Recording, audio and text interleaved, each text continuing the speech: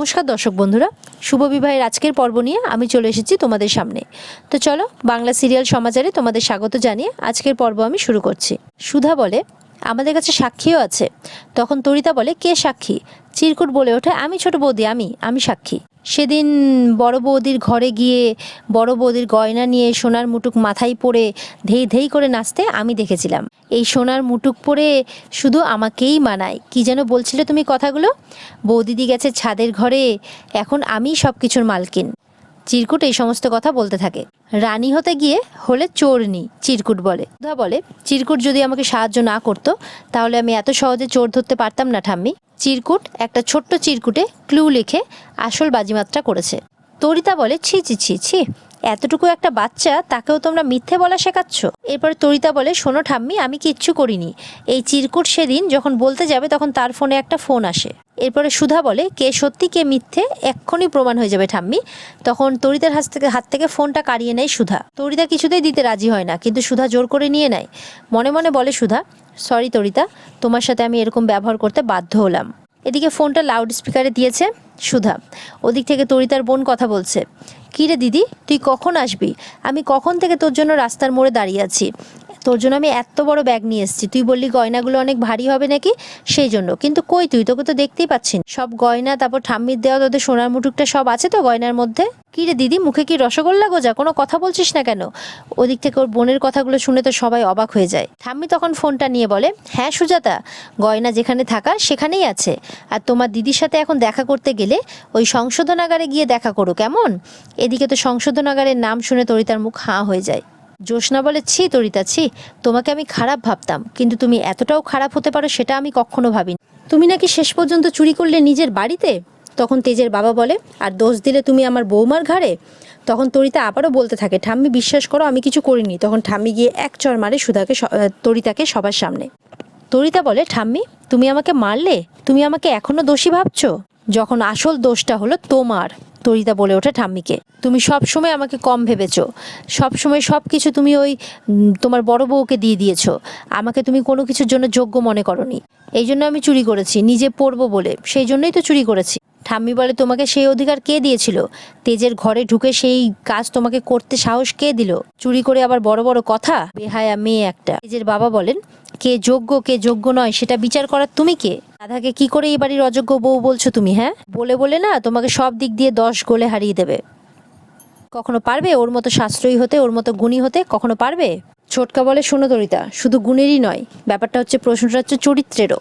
ও কখনোই তোমার মতো এরকম কাজ করবে না। ও সবসময় চেষ্টা করেছে পরিবারের সম্মান বাঁচাতে, আর সেটাই করে গেছে। জ্যোৎস্না বলে, ঠাম্মি, আজ কিন্তু ও আমাদের মাথা হেট করে দিয়েছে সবার সামনে। আর শুধু আজকেই নয়, দাদার বিয়ের পর থেকে ও যা যা কিছু করে এসেছে ভাইয়ের বিয়ের পর থেকে, ও সব কিছুর দোষের ভাগিদার, আর তার জন্য ও কিন্তু অযোগ্য। তরিতা বলে, ঠাকুরজি, তুমিও আমার বিরুদ্ধে কথা বলছো? তোমার জন্য আমি কত কিছু না করেছি।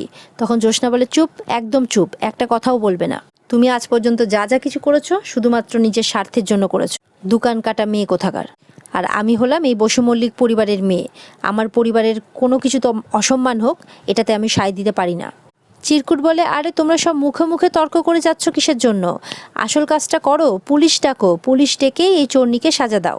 তরিতা বলে, না না, আমি ওখানে যাব না। ঝিনুক বলে, অপরাধীরা তো ওখানেই যায় তরিতাদি, চুরি করলে তো আর কাউকে মামার বাড়ি পাঠানো হয় না। সুধা বলে, ঠাম্মি, আমিও চাই যে তরিতা একটা শাস্তি পাক, কিন্তু এই বাড়িতে পুলিশ এলে তো এই বাড়ির অসম্মান হবে, তাই তরিতাকে পুলিশের হাতে তুলে দেওয়াটা ঠিক হবে না। তেজ বলে, সুধা, প্রত্যেকবার কিন্তু অসম্মানের ভয়ে আমরা এইভাবে তরিতাকে ছেড়ে দিতে পারি না, ওর একটা শাস্তি পাওয়া উচিত। ঠাম্মি বলে, তুমি যা অপরাধ করেছো তারপরে তোমার আর কোনো ক্ষমা হয় না ছোটনাথ বৌমা। তাই আমি যদি তোমাকে সংশোধনাগারে পাঠাতে না পারি, তাহলে এই বসু মল্লিক পরিবারেই আমি তোমার জন্য সংশোধনাগার বানিয়ে তুলব। কান খুলে শুনে রাখো, আজকের পর থেকে ওই বসু মল্লিক বাড়িতে আর কোনো বিলাসিতা পাবে না তুমি। বাড়ির লোকের সাথে কোনো যোগাযোগ রাখবে না, আর তোমার গায়ে এক কুচিও গয়না থাকবে না। আজ থেকে এই সবের উপর তোমার আর কোনো অধিকার নেই। বাড়ির বউ হয়ে নিজের ঘরে থাকারও কোনো অধিকার নেই তোমার। আজ থেকে রান্নাঘরেই থাকবে তুমি। আজ এই মুহূর্ত থেকে আমি শিলাকে ছুটি দিলাম, ওর সমস্ত কাজ তুমি করবে, রান্না করা থেকে ঘর পরিষ্কার করা, সমস্ত কাজ। তরিতা বলে, কেন ঠাম্মি? ওটা তো দিদিভাইয়ের শাস্তি, দিদিভাইয়ের করার কথা। ঠাম্মি বলে, সেও করবে, কিন্তু এখন থেকে শুধুমাত্র তদারকির কাজটা সে করবে, আসল কাজ করবে তুমি। তার বদলে ডাল আর রুটি, এছাড়া কিচ্ছু পাবে না তুমি। তবেই তুমি বুঝবে যে সংশোধনাগারে থাকতে কেমন লাগে। চিরকুট বলে, ঠাম্মি দুবেলা কান ধরে উঠবোস, কাজ না করলে নীল ডাউন, এগুলো আমি করিয়ে নেব কেমন। ঠাম্মি বলে, বড়দের মাঝখানে আর কথা নয়। ঠাম্মি বলে, কি হলো কি, গয়নাগুলো খোলো। তরিতা তখন মনে মনে বলে, তোমার জন্য আজ আমার এই পরিণতি হলো দিদিভাই, এর হিসেব আমিও সুদে আসলে নেব। এদিকে দেখা যাচ্ছে তেজের ফোন এসেছে। তেজ সুধাকে বলে, রিপোর্টাররা আমাদের অনুষ্ঠানে লাইভ টেলিকাস্ট করছিল না, তো সেটা জাজেসরা দেখেছে, আর আমাদের হাতে বানানো গজাননের মূর্তি অ্যাওয়ার্ডের জন্য নমিনেটেড হয়েছে। আর শুধু তাই নয়, আমরা টপ 5-এ আছি। সুধা তো শুনে খুব খুশি হন, সাথে বাড়ির লোকজনও সবাই খুশি হয়। ঠাম্মি মনে মনে ভাবে, সুধা না তো পুজোর আয়োজনে ছিল আর না পুজোর সময়, তাহলে দাদু ভাই আমাদের কাউকে এসব না বলে ওকে বলছে কেন? এক্ষুনি ফোন এসেছিল, মানে জাজেসরা যে কোনো মুহূর্তে এখানে চলে আসতে পারে। আমাদের হাতে বানানো এই গজাননের মূর্তি ওনারা স্পেশালি নিজে দেখবেন আর উইনার অ্যানাউন্স করবেন। সুধা বলে, বাহ, এ তো খুব ভালো কথা, জাজেসদের নিশ্চয়ই আপনাদের মূর্তি, সব কাজকর্ম সব কিছু পছন্দ হবে। তা তো হবেই সুধা, কারণ এইবারের পুজো সব থেকে সেরা হয়েছে, আর সবটাই হয়েছে আপনার জন্য। সুধা মনে মনে বলতে থাকে, এসব উনি কেন বলছেন? ঠাম্মির সামনে আছে, ওনার সামনে দাঁড়িয়ে উনি আমার কথা কেন বলে যাচ্ছেন? আমি তো অবাক হয়ে ব্যাপারটা লক্ষ্য করছেন। বলেই বসেন, সুধার জন্য? বলে, সুধার জন্য এইসব সম্ভব হয়েছে মানে? তেজ তো আমতা করতে থাকে। ঠাম্মি বলে, যা বলার স্পষ্টভাবে বলো। তেজের বাবা বলেন, আমি নিজেকে সামলাচ্ছি, আর ওদিকে তেজই কেলেঙ্কারি করছে। ছোটকা বলে, এখন সামাল দেবে কি করে? তখন তেজ সামলাতে থাকে যে বাড়ির গজাননের পুজোতে উনি বাধা পড়তে দেননি, গজানন সন্তুষ্ট হয়েছেন, সেটাই আর কি। ঠাম্মি বলে, না, এই সমস্তটা ওই SMB ইভেন্ট তাদের জন্য হয়েছে।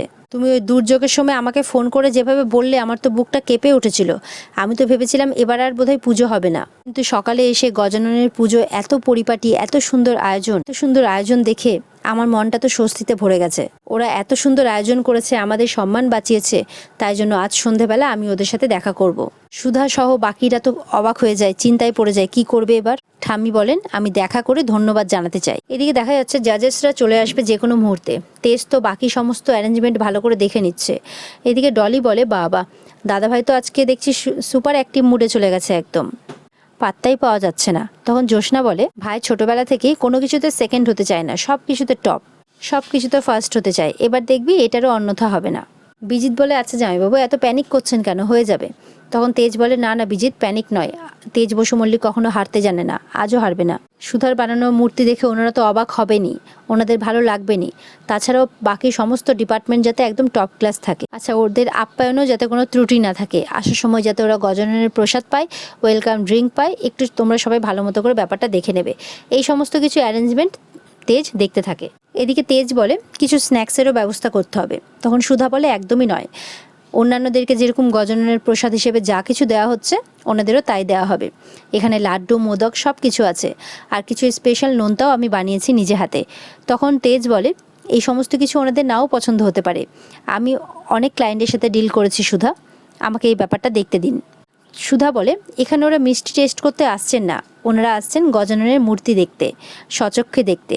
গজাননের কাছে এসে গজাননের প্রসাদ না খেয়ে ওনারা বাইরের থেকে কেনা স্ন্যাক্স খাবেন? এটা কি করে হয়? না, এটা সম্ভব নয়। এরপরে দেখা যায় এই কথাবার্তা নিয়ে সুধা তেজের মধ্যে তুতু ম্যামে লেগে যায়। এরপরে জ্যোৎস্না বলে, ভালোই হয়েছে বল, দুর্যোগটা হয়ে ইমনের সমস্ত ডেকোরেশনটা নষ্ট হয়ে গেছে, না হলে তো আমরা এরকম এত সুন্দর গজাননের মূর্তি দেখতেই পেতাম না। ডলি বলে, সত্যি বেকারির বিস্কিট দিয়ে যে এত সুন্দর গজাননের মূর্তি বানানো যায়, এটা আমি স্বপ্নেও ভাবিনি, সব গজাননের ইচ্ছে। এরপরে সমুদ্র এসে ব্যাপারটা সামলায়। তেজ লাস্ট অব্দি বোঝে যে ঠিক আছে, বাইরে থেকে কোনো মিষ্টি আনতে হবে না, উনি যা বলছেন সেটাই হবে। সুধা বলে, মিস্টার বসু মল্লিক, দেখলেন তো শেষ পর্যন্ত আমার কথাই শুনতে হলো, শুধু ঝগড়া করলেন, ঝগড়ুটে একটা।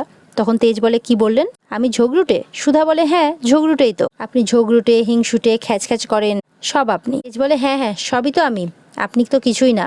সুধা ওদিকে অটোমেটিক্যালি হাঁটা দিয়েছে, তেজের কোনো কথা না শুনে, আর তেজ এদিকে বকবক করেই চলেছে। এদিকে ইমনের মা আলোচনা করে, দেখলে তো লিটল বেবি, এই সমস্ত আয়োজনের জন্য জাজেসরা আসছে অ্যাওয়ার্ড দিতে, এবার যদি এটা ওদের পছন্দ হয়ে যায় তাহলে ওরা এখানে অ্যাওয়ার্ডটা ভরে দিয়ে দেবে, সব অ্যাওয়ার্ড এই পুজোয় নিয়ে চলে যাবে। তখন ইমন বলে, কিছু হবে না মা, চিল। তখন বলে যে এতদিন শহরে আমাদের ইভেন্ট কোম্পানিটাই বড় ছিল, আশেপাশে কোনো কোম্পানি ছিল না বলে আমাদেরটা রমরমিয়ে চলতো, আর এখন যদি এই পুজোটা অ্যাওয়ার্ড পেয়ে যায় তাহলে সমস্ত অ্যাওয়ার্ডগুলো SMB ইভেন্টের কাছে চলে যাবে, আর আমরা সব বসেই থেকে যাব। তারপর ইমন প্ল্যান করে যে 12টা বাজাচ্ছি আমি ওদের পুজোর। এরপরে তেজ বলে এই পর্দাটা তো এখানে ভালো লাগছে না, এটা খুলে দিতে হবে। সুধা বলে এ কি? তখন তেজ যেই পর্দাটা খুলে অন্যদিকে ফেলতে যাবে সেই পর্দাতে ঢাকা পড়ে যায় সুধা আর তেজ। আর এটা দেখে তো বাকিরা সবাই হাসতে থাকে। পর্দার ভেতরে ঢাকা পড়ে দুজন দুজনকে দেখতেই থাকে। আর বাইরে থেকে ওদেরকে দেখে ঝিনুক, সমুদ্র, জ্যোৎস্না, ডলি যারা যারা আছে সবাই হাসছে। এরপরে তেজের বাবা এসে চোখ ঢেকে নিয়ে মুখ ঘুরিয়ে নেয়। ঠাম্মি তো অবাক হয়ে দেখতে থাকে যে কি হচ্ছে এসব। ঠাম্মি মনে মনে ভাবতে থাকে এই মেয়ের সাহস তো দেখে দিন দিন বেড়েই চলেছে। সুধা বলে আপনি কাপড়টা ধরে টানাটানি করছিলেন কেন? তেজ বলে না, এটা একটু বেমানান লাগছিল। সুধা বলে আপনি কি বোঝেন এগুলো ডেকোরেশনের?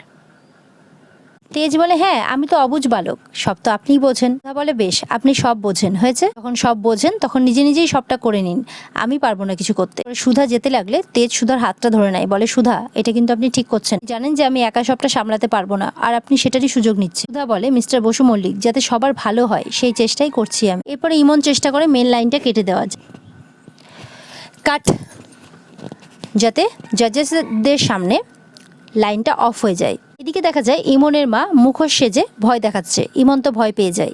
ইমন বলে তুমি ফ্যান্সি ড্রেস কম্পিটিশনের মতো সেজেছো কেন?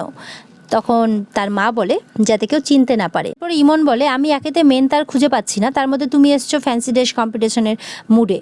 তো তখন তার মা একটা ভিডিও দেয়, বলে এটা দেখে নাও, তাহলে সব কিছু তোমার কাছে ক্লিয়ার হয়ে যাবে যে কোন তার কোথায় কাটতে হয়, কোন তার কোথায় জোড়া লাগাতে হয়। জ্যোৎস্না বলে এদিকে তো দেখছি গেস্টদের আপ্যায়নের জন্য যত না সাজানো হচ্ছে তার থেকে বেশি লুকোচুরি খেলা হচ্ছে। সুধা তো তাড়াতাড়ি করে পর্দাটা নিজেদের কাছ থেকে সরিয়ে নেয়। সুধা বলে কাজের বেলা কিছু না, শুধু আমার কাজ বাড়ানো। সুধার বাবা শ্বশুরমশাই বলেন যে দেখো মা, গেস্টদের আপ্যায়নে যাতে কোনো খামতি না থাকে। তখন ঠাম্মি বলে খামতি তো হয়েছে বটেই। তেজ বলে কি ঠাম্মি? তখন ঠাম্মি সুধাকে বলে তোমার এখানে আর কিসের কাজ? সন্ধ্যা আরতি তো অনেকক্ষণ শেষ হয়ে গেছে। তেজ বলে ঠাম্মি জাজেসরা আসছেন, সুধা ওখানে। ঠাম্মি বলে হ্যাঁ তো, আমাদের ক্লায়েন্টরা তারা তো পূর্ব পরিচিত, তারা আমাদের সুধাকে দেখতে চেয়েছিল, এবারের মান সম্মানের জন্য ওকে তো আরতি করতে দিয়েছি, কিন্তু জাজেসরা তো ওকে চেনে না, তাই তাদের সামনে ওর থাকার কোনো প্রয়োজন নেই। ভুলে যেও না দাদু ভাই, আমি সুধাকে কি শাস্তি দিয়েছি। তেজের বাবা বলেন কিন্তু মা, সুধা না থাকলে এই সমস্ত আয়োজন করবে কে? ও না থাকলে জাজেসদের বলবে কে যে এই মূর্তি কিভাবে তৈরি হয়েছে? সুধা তখন অবাক হয়ে তার শ্বশুরমশাইয়ের দিকে তাকায়। ঠাম্মি বলে মানে? তখন তেজের বাবা তো আতকে ওঠে, এই আমি কি বলে ফেললাম। ঠাম্মি বলে এই সবের ব্যাপারে সুধা জানবে কি করে? তেজের বাবা তখন কথা ঘুরিয়ে বলেন যে না, বৌমার তো অনেক গুণ, সেই গুণ থেকে একটা ধারণা আছে, সেই ধারণা থেকেই বলবে। ঠাম্মি বলে এই বিস্কুট দিয়ে মূর্তি তৈরি, এই ডেকোরেশন মুখের কথা নয় তো, যে কেউ করতেও পারবে না, দরকার হলে ওই ইভেন্ট কোম্পানি এসএমবি ওদের ডাকো। তেজ বলে হ্যাঁ হ্যাঁ ঠাম্মি, এত সব আয়োজন করার ধারণা ওর থোড়াই না ওনার হবে, এইসব যে সুধার করা সেটা ঠাম্মিকে বুঝতে দেওয়া যাবে না। এদিকে সুধা বলে কেমন লোক রে বাবা, অমনি বলে ফেললেন যে আমার কোনো ধারণাই নেই। তেজের দিকে গটগট করে তাকিয়ে থাকে সুধা। আর এখানে আজকের পর্ব শেষ হয়ে যায়। তো বন্ধুরা, পর্ব ভালো লেগে থাকলে অবশ্যই লাইক, কমেন্ট আর সাবস্ক্রাইব করে দেবে। দেখা হচ্ছে তোমাদের সাথে আগামীকালকে নতুন এক পর্ব নিয়ে। ততক্ষণ সবাই ভালো থাকবে।